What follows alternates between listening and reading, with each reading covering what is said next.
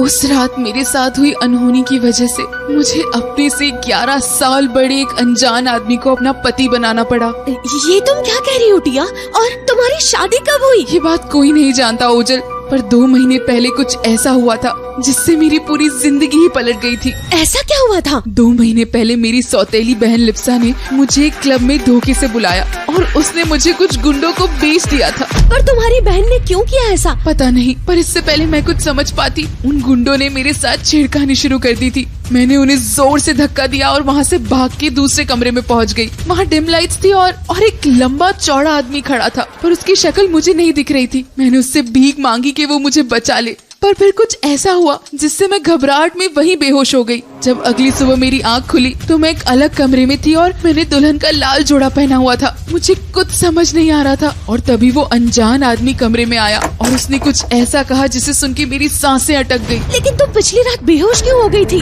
और उसने तुमसे क्या कहा था? उस आदमी ने मुझे उसी वक्त उससे शादी करने को कहा और मुझे ये शादी करनी पड़ी। पर क्यों? क्या वो तुम्हें पहले से जानता था? वो मुझे नहीं, मेरी सगी माँ को जानता था। उसने कहा मैं बिल्कुल अपनी माँ की तरह दिखती हूँ और मेरी सगी माँ और उस आदमी के बीच कुछ ऐसा हुआ था जिसकी वजह से ये शादी करना मेरे लिए जरूरी बन गया था। लेकिन क्यों? आखिर कौन था वो आदमी? वो आदमी है इंडियन का वेपन किंग अश्वथ आर्यन।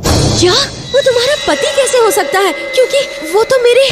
ओजल की बात सुन के टिया के पैरों तले जमीन खिसक गई। आखिर क्या रिश्ता था टिया की फ्रेंड ओजल और अश्वथ का? कैसे जानता था अश्वथ टिया की माँ को और क्यों करी थी उसने टिया से शादी? ऐसा क्या हुआ था टिया की माँ और अश्वथ के बीच?